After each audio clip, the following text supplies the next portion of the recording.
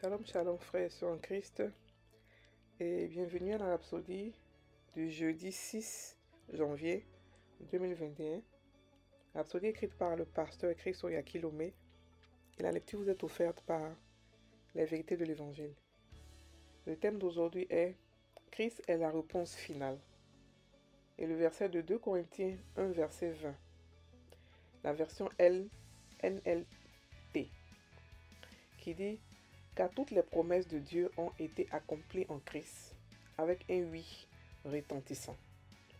Et par Christ, notre Amen, qui signifie oui, monte vers Dieu pour sa gloire. Alléluia.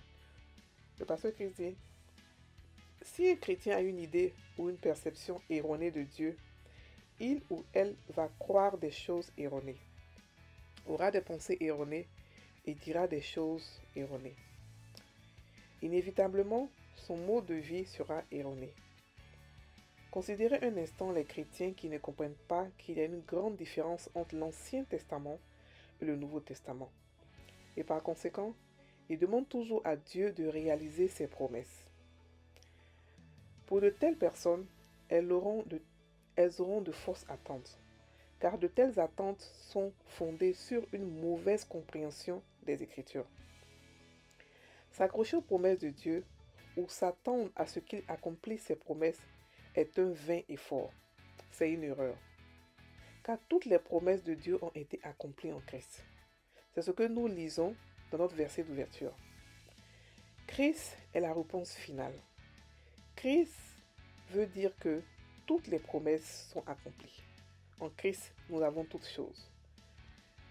2 Pierre 1 verset 3 dit sa divine puissance nous a donné tout ce dont nous avons besoin pour une vie pieuse grâce à la connaissance que nous avons de celui qui nous a appelés par sa propre gloire et sa bonté. Alléluia. Tout ce dont vous pensez avoir besoin vous appartient déjà en Christ. Ne dites pas que vous attendez que Dieu accomplisse sa promesse de vous guérir. Déclarez plutôt que vous êtes en bonne santé parce qu'il vous a donné la vie divine. Aucune maladie ne peut prospérer dans votre corps parce que vous êtes né de Dieu. Gloire à Dieu. Peu importe le sujet de votre prière aujourd'hui, Dieu n'a aucune réponse en dehors de Christ et il vous dirigera vers la parole. Souvenez-vous, toutes ces œuvres ont été achevées depuis la fondation du monde. Hébreux 4, verset 3. Donc, lorsque vous avez un désir, la réponse de Dieu à travers le Saint-Esprit, c'est de vous guider dans la réalité de ce qui vous appartient déjà. 1 Corinthiens 2, verset 12 dit « Or, nous n'avons pas reçu l'esprit du monde, mais l'esprit qui vient de Dieu, afin que nous connaissions les choses que Dieu nous a données par sa grâce. » Alléluia. Le 13e verset vous dit ce que vous êtes censé faire une fois qu'elles vous sont révélées. Déclarez-les, appelez-les à l'existence, choses dont nous parlons. Alléluia. Fin de la rhapsodie. Aujourd'hui, le pasteur explique quelque chose de vraiment important. Tous les jours, il explique des choses importantes, mais aujourd'hui, c'est encore un peu plus parce que ça révèle beaucoup de choses. Beaucoup de chrétiens croient que nous sommes encore dans le temps où Dieu va réaliser ses promesses, il va réaliser des miracles, il va faire des choses extraordinaires, parce qu'ils sont encore dans l'Ancien Testament. Il faudrait que vous commencez à renouveler vos pensées par la lecture du Nouveau Testament. On est sous une nouvelle ère. On est sous la grâce. Et sous la grâce, Jésus a tout accompli. C'est-à-dire que les promesses que nous avons dans l'Ancien Testament, qui dit que si vous vous comportez comme ceci, je vais vous bénir. Si vous faites ceci, vous êtes... Non, ces promesses ont été accomplies en Christ. Et Christ est la finalité. C'est pour ça que le pasteur écrit ici, dit que Christ est la réponse finale. Christ est la réponse finale. Donc, on n'a pas encore à se lamenter. Beaucoup de chrétiens croient que Dieu va faire. Et on a même des chansons qui disent non, il va faire, Dieu va faire encore, Dieu va faire. Non, il a déjà fait. Ce que vous avez à faire, à vous, c'est seulement de recorder ça par la foi, de prendre cela par la foi. La parole de Dieu nous révèle beaucoup de choses. Le Saint-Esprit nous a été donné afin que nous puissions savoir ce qui nous appartient. Afin que nous puissions être au courant de ce qui nous appartient. Et lorsque nous sommes au courant, nous prenons. La Bible dit que tout est à vous. Tout est à vous. Vous êtes à Christ, Christ est à Dieu. Tout est à nous. Et si tout est à nous, qu'est-ce que Dieu, je ne comprends pas, qu'est-ce que Dieu peut nous refuser? Il y a des gens qui croient que non, que Dieu est tellement méchant que il faut donner 21 jours, 40 jours pour avoir un petit miracle.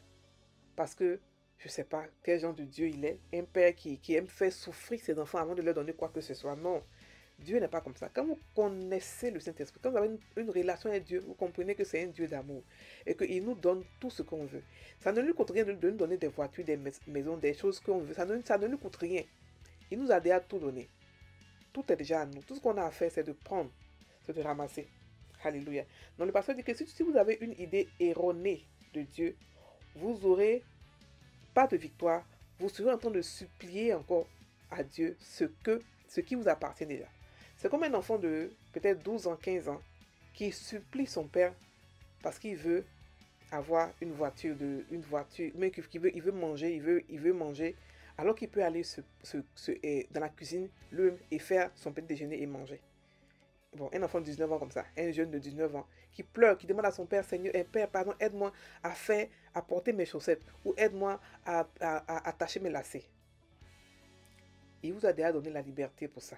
La Bible dit qu'on est béni de toutes sortes de bénédictions dans les lieux célestes en Christ. Et on nous a donné son nom. Il nous a donné l'autorité sur Satan.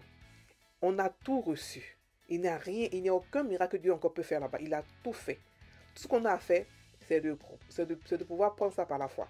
La guérison que vous voulez faire, la Bible dit que nous avons été guéris par le maîtrise de Jésus. Ce n'est pas au présent, ce n'est pas au futur, c'est au passé. Nous avons été déjà guéris. Ce que nous devons faire, c'est marcher dans la foi. Marcher dans la lumière que c'est du passé. Donc ce que nous faisons maintenant, c'est juste prendre cela. Les chrétiens doivent comprendre qu'il n'y a pas de Canaan, il n'y a pas de désert. Ça, c'était l'Ancien Testament. C'était quelque chose qu'ils ont fait parce qu'ils ont désobéi. Nous, la nouvelle création, nous, ceux qui sommes nés de nouveau, on ne marche plus à Canaan. On ne marche plus dans le désert. On est déjà à Canaan, si vous voulez dire ça comme ça. Mais le Canaan que nous avons est encore plus grand. On l'appelle Sion. Il est encore plus grand, plus riche, plus vaste, plus beau que Canaan. Alléluia. Donc, il n'y a rien qui peut... Les Israéliens qui sont à la Canaan, ils n'avaient pas l'autorité que nous avons. Non, ils n'avaient pas la nature que nous avons. Nous avons la nature de Christ. Nous avons la nature de Dieu.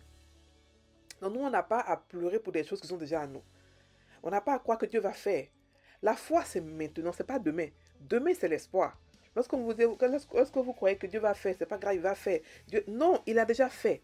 Ce que vous devez faire, c'est être conscient qu'il a fait et puis prendre cela par la foi. Il a déjà fait. L'Ancien Testament est bien, ça nous apprend beaucoup de choses, mais le Nouveau Testament nous montre effectivement qui est la nouvelle création. La nouvelle création est différente des esclaves que était l'Ancien Testament. On est différent, on est complètement différent, on est au-dessus d'eux. On est complètement au-dessus. Ils n'avaient pas la nature de Dieu. Ils n'avaient pas le Saint-Esprit avec eux permanemment. Ils n'avaient pas le nom de Jésus. Ils ne vivaient pas à Sion. Ce que nous avons comme avantage, eux, ils ne l'ont pas. La Bible dit que les anciens, les prophètes d'avant, ont rêvé de voir notre temps. On prophétisait sur nous et on rêvait de voir le temps où Dieu répand son esprit sur chaque chair. Le temps où les enfants de Dieu deviennent des dieux. C'est-à-dire qu'on a la nature de Dieu.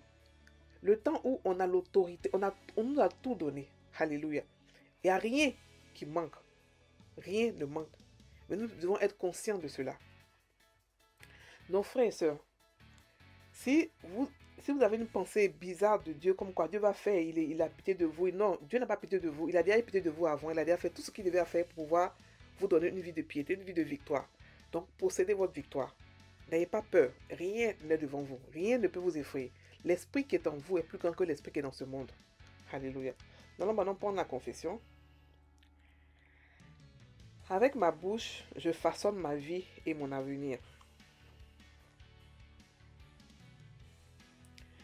Pour qu'il se synchronise complètement avec les dispositions divines.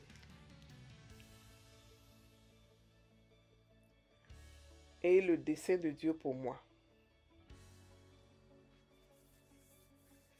J'ai une vie excellente, glorieuse et triomphante. Profitant de tout ce que la mort, l'ensevelissement et la résurrection de Jésus-Christ